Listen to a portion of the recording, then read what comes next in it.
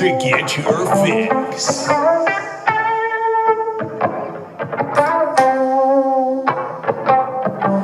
you ready? Are you ready to get your fix? Are you ready? Are you ready to get your fix? Are you ready? Are you ready to get your fix? Are you ready? Are you ready to get your fix? Are you ready? Are you ready to get your fix? Are you ready to get your fix? With the Wicks here on this beautiful Thursday, April 21st, 2022, and welcome to the show, whether that be on Facebook or on YouTube. If you're on Facebook, do me a favor and hit the like and the share. If you're on YouTube, hit the subscribe. It'd be much appreciated. So I hope you all enjoyed the national holiday we had yesterday and were safe and responsible and had all the snacks in the world. But today is a new day, right? We had a lot of news popping off yesterday. Today, not so much. There's some things we're going to talk about, like the chances of A.J. Brown and Kyler Murray potentially getting traded. Well, probably not, but we'll talk about that and give you my opinion on those two. Well, wanting contract extensions. Deebo Samuel, we're going to talk more on him requesting a trade from the San Francisco 49ers. Where does he want to go? Well, there's a location that might possibly be an option for him. Six total former and current NFL players have been nominated to the Senior Bowl Hall of Fame. Didn't even know that was a thing. We'll talk about that in just a few moments as well. And then the NFL schedule release, well, hey, right around the corner, folks. Right about, a couple weeks after the NFL draft takes place, which is next Thursday. I can't remember what time it actually starts. It might start at 6 or 7, but it is next Thursday, April 28th. I'm pumped for it. I hope you guys are. And then we'll end the show with talking about the USFL and what change they have already decided to make. So with that being said, are you ready to get your fix? Well, hey, learn something new today. You learn something new every day. Most people do anyways. But there's a thing called the Senior Bowl Hall of Fame.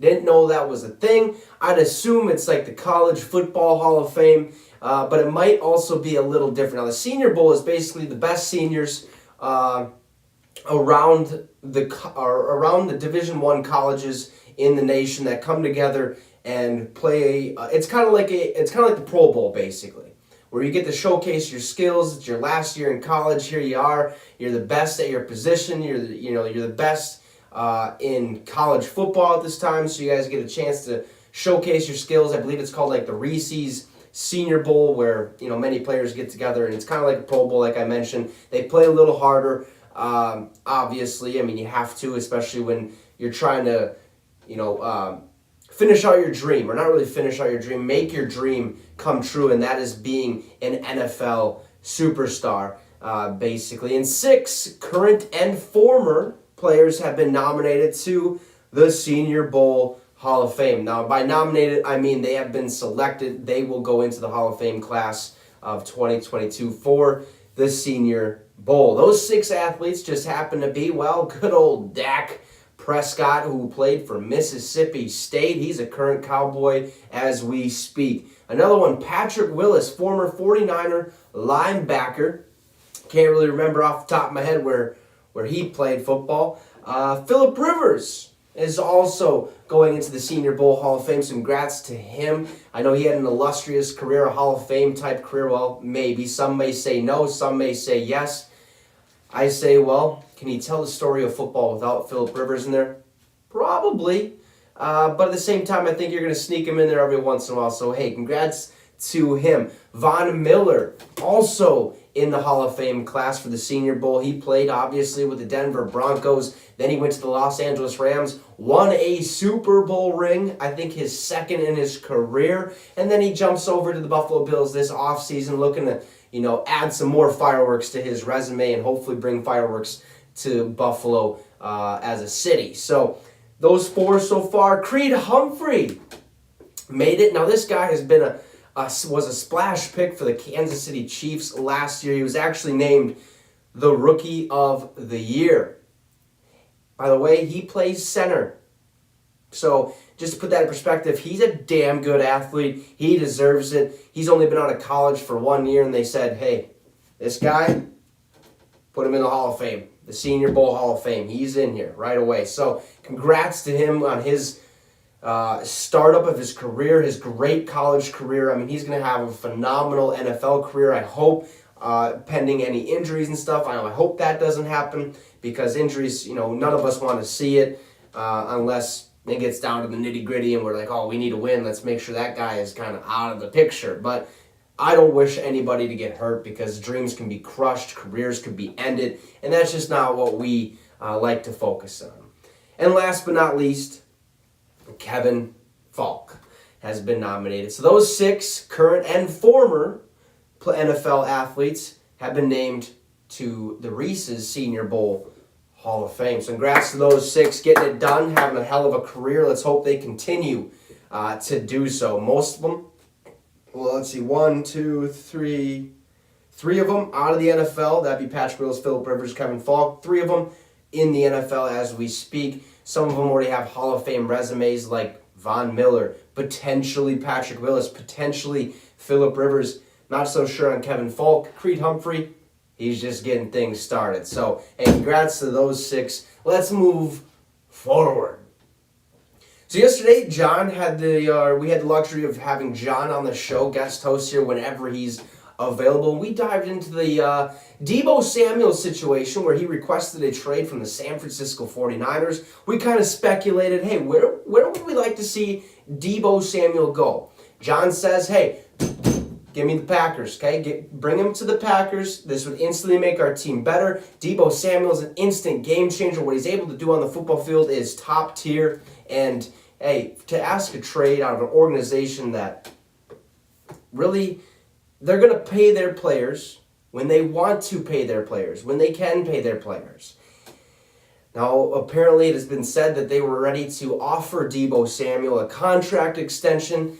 They set it on the table. Deebo said, yeah, cool. I just don't want to play here no more. I would like to be traded. That actually came a week ago. News didn't break until yesterday. So this has been in the works. The 49ers have known. So where is Deebo Samuel potentially looking at for his next destination? Well, Adam Schefter brought up a very interesting little tidbit where it's a possibility. This is not 100% true. We'd have to hear from Deebo. But the thought is, I guess this would be for literally anyone in the league. When you want to leave somewhere, when you're a little kid, you always want to play for your hometown team.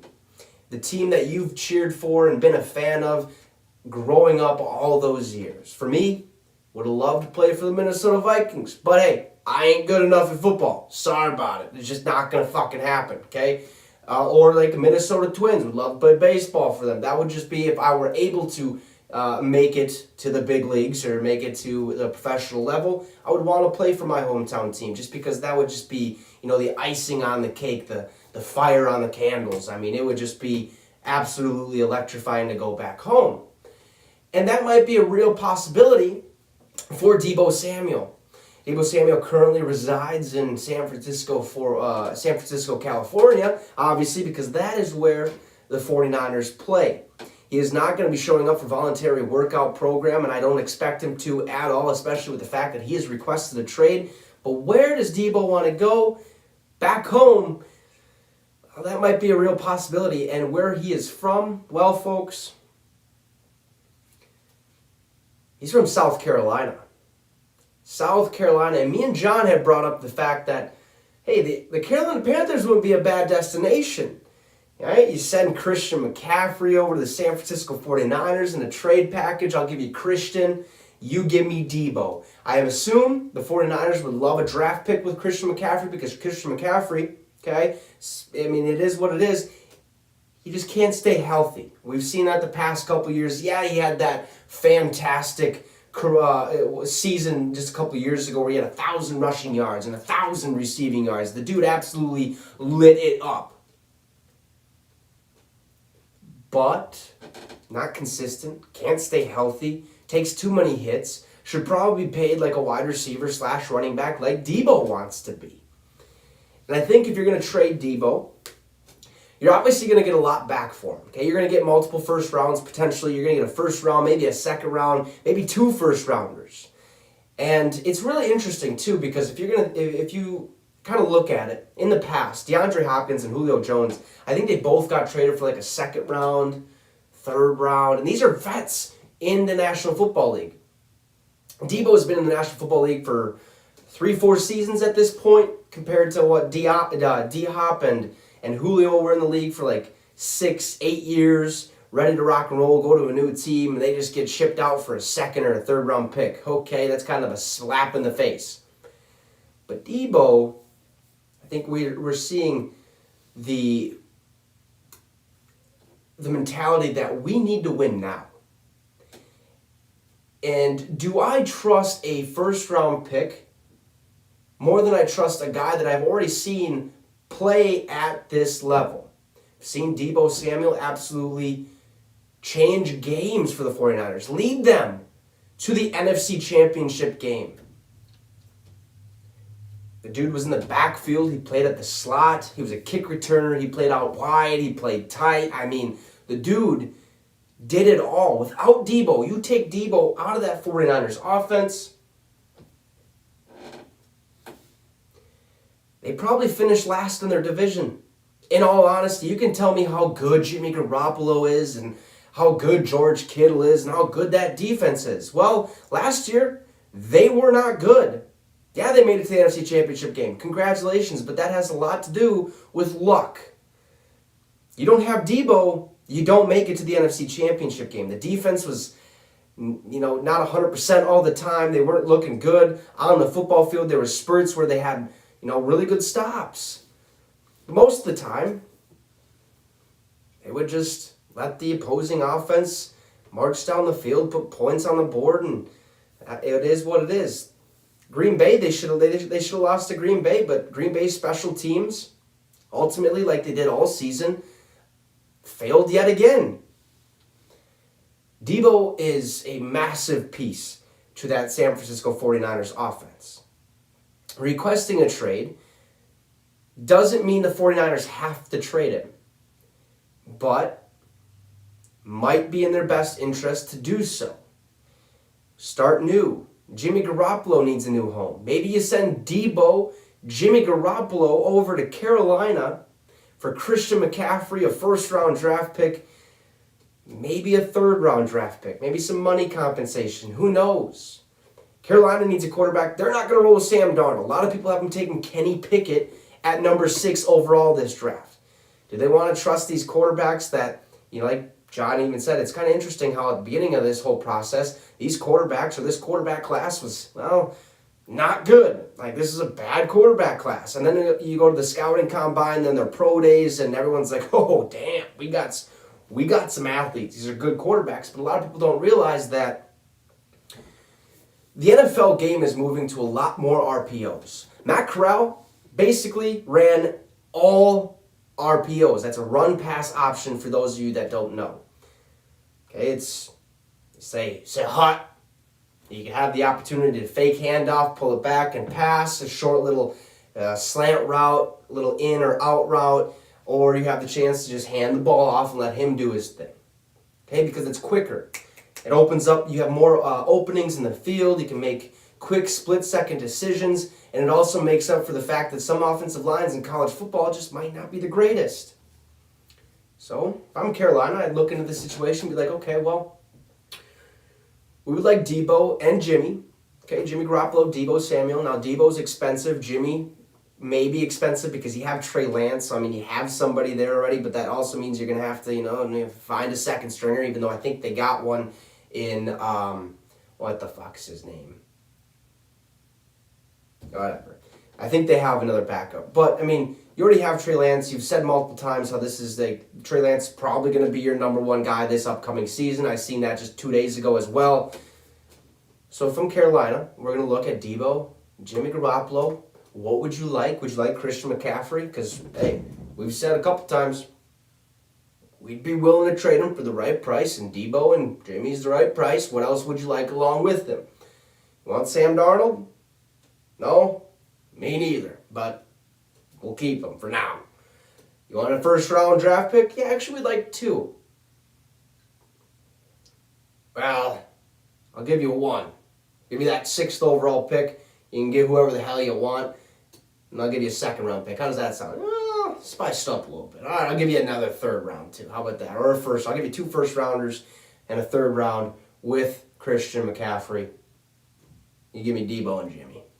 I think that trade, now I'm not a GM, so I don't know if that trade would make sense, but I think they have to figure out a way to get Deebo and Jimmy Garoppolo in a paired trade.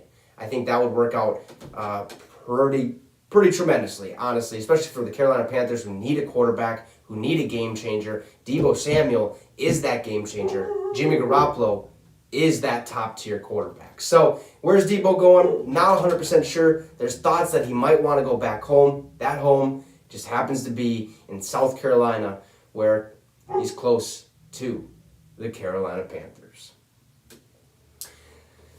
So with Deebo requesting a trade, what does that mean for A.J. Brown and Kyler Murray that have also said, hey, we want contract extensions? Kyler Murray actually came out and said, hey, I'm going to delete all my pictures on Instagram, unfollow the Arizona Cardinals, and I want to be paid, and I want to be paid before the draft. If I don't get paid before the draft, I ain't playing. You're not gonna see me on the football field until we get it done. Sorry. Otherwise, I want out. A.J. Brown, well, he deleted Tennessee, the word Tennessee, from his Twitter bio. Why? Because he's in the final year of his rookie contract, and he also wants a contract extension. He's seen all these other receivers get big paydays. Stephon Diggs, Devontae Adams, DJ Moore, Christian Kirk. I mean, the list goes on with these massive signings for wide receivers. And they believe, well, Deebo and A.J. Brown believe we are worth the same, if not more. We're young, have a long career left ahead of us, and we win. We win games. We're an instant game changer. So what are the chances that A.J. Brown and Kyler Murray request a trade or get traded, period? Well, let's start with A.J. Brown. So at Rappaport, or at Ian Rappaport, at Rapsheet on Twitter, said, could the Titans trade star wide receiver A.J. Brown? Well, Titans GM John Robinson says, I don't foresee that happening at all. I don't blame him. Okay, I mean, he's your number 1 receiver. He's a game changer like I talked about. I mean, he's your offense without Derrick Henry. If you have Derrick Henry there, then you're okay. But to have a 1-2 punch, I've always said if you establish the run game right away, that makes you a 2-dimensional offense. It means you can run the ball and you have the ability to pass the ball over top, in between defenders, short, whatever the hell you want to do. But if you can't run the ball, you're only a passing 1-dimensional offense. You can only pass the ball, and if that gets shut down, well, you're a no-dimensional offense. The game's over. Game, set, match. So A.J. Brown is a game changer. Titans need to lock him up. I doubt they're going to trade him, because if they do, if they suffer the same amount of injuries they did this past season, they're not going to make much noise. And it sucks, but I think A.J. Brown staying a Tennessee Titan is probably the best, not only for both sides, but for the fan base, for the city of Nashville, for the organization as a whole, for the NFL, I think, for a whole. So A.J. Brown, most likely not going to get traded. I'd assume they get a deal done, whether that's in the next week, couple days, months, I don't know. They'll get it done. And with Kyler Murray's situation, right, we talked about delete the Instagram photos, which he eventually put back up there. I'm assuming him and the GM and the owner had talks, and they were like, hey, we want you. And Kyler Murray's like, I want you guys. I want to be here. I just want my fucking money. I could have been playing baseball and making double what I'm making right now. I think he's scheduled for like $5 million or something like that this year, something really low. He's like, listen, I need guaranteed money. I need a massive contract. I want 20, 30, maybe 40 mil a year. Please and thank you. That's all I want. I want to be a Cardinal. This is where I want to play. So, Cardinals GM, Steve Keim, said this on the chances of Kyler Murray being traded. 0 chances.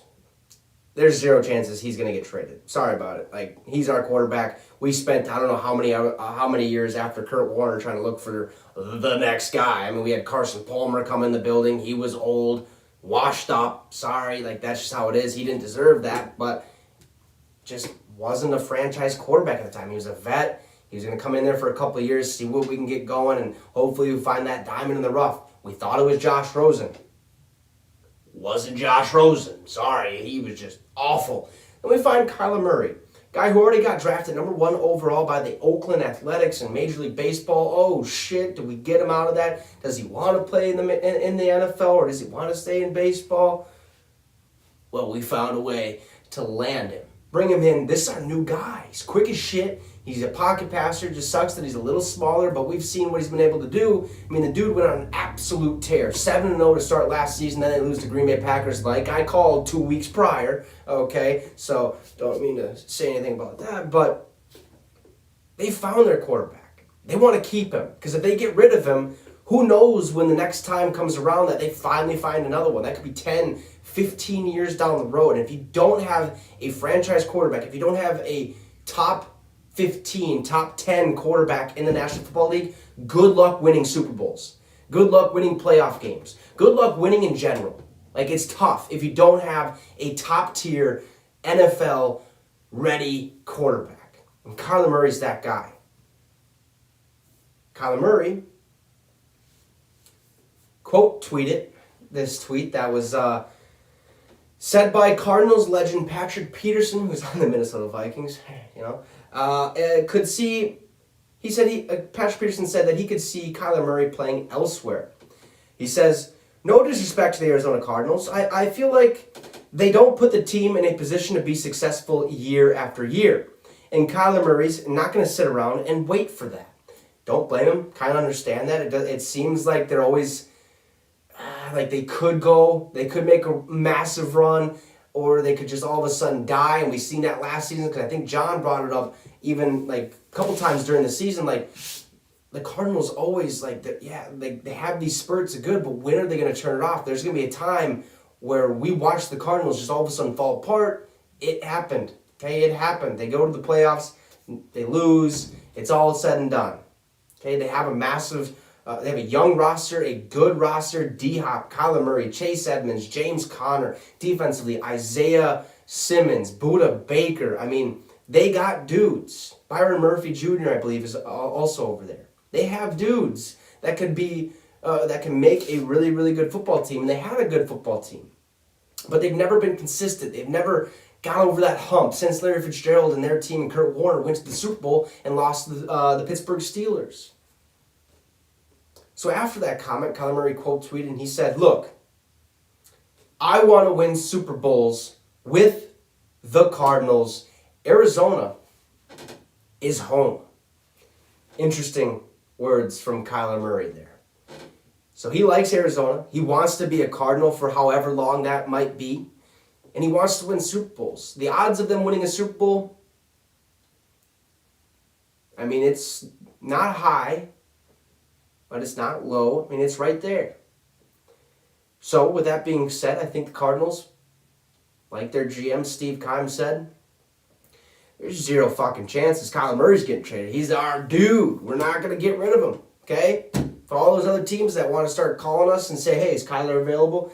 You can just go ahead and hang the fuck up, because it ain't happening. 0 chances Kyler Murray gets traded. He wants to stay in Arizona. He just wants a contract extension. Think he's deserving of it. We'll see, because these quarterbacks are making massive money now, and he should be as well.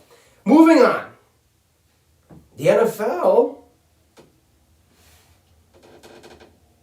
has said, or has announced, when they are going to release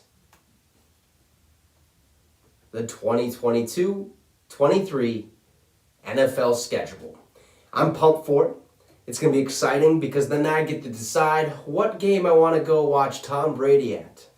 I'm going to go to Tampa, I'm going to watch him perform, and I'm going to watch him kick some ass. That's all I know. So I'm pumped for it. They will be releasing the schedule on Thursday, May 12th.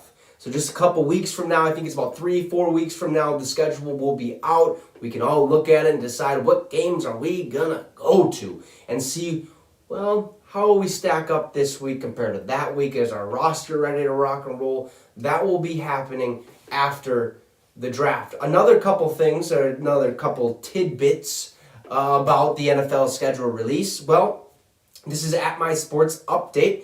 He says all the international games will be released on May 4th. Okay? So 8 days before the original or before the whole release of the schedule, they're going to be saying, okay, these are the dates that the international games are going to be played on. These are the opponents, and this is who they're going to play. Blah, blah, blah. May 4th. So may the 4th be with you. And the first ever Thursday night football game on Amazon Prime will be announced during the first round of next week's NFL draft. Next week, Thursday, April 28th, we will find out when the first game of the 2022-2023 NFL season will take place. It'll be a Thursday. Okay, we all know that. It'll be on a Thursday. What two teams? Probably going to be the Rams because they just got that one in the Super Bowl. Who do they open up against? Is it Tom Brady and the Buccaneers? Is it Joe Burrow and the Cincinnati Bengals? Is it Aaron Rodgers and the Green Bay Packers? Who knows? We'll find out next Thursday when the draft is happening during round 1. So enough with the NFL talk. Let's briefly discuss a change that the USFL has made. Well, there's a lot of things that need to be changed, but one big thing is that, we talked about them getting rid of the first down chains. Well, to do so, they had to put a microchip in the football. And while doing so, they had to put it in one end of the football, which ultimately led to the football being 5 ounces heavier, and the weight distribution was a little lopsided. Okay, so the ball would be heavier on this side than it would be on this side, basically. And I think it was very apparent as we were watching the games, at least when I was watching the games, when quarterback was throwing the ball, the throws didn't look as accurate.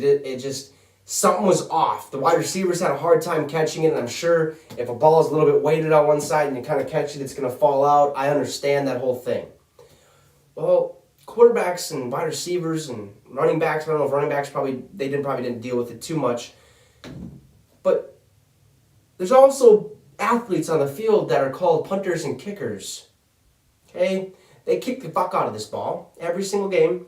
They know what a good ball feels like.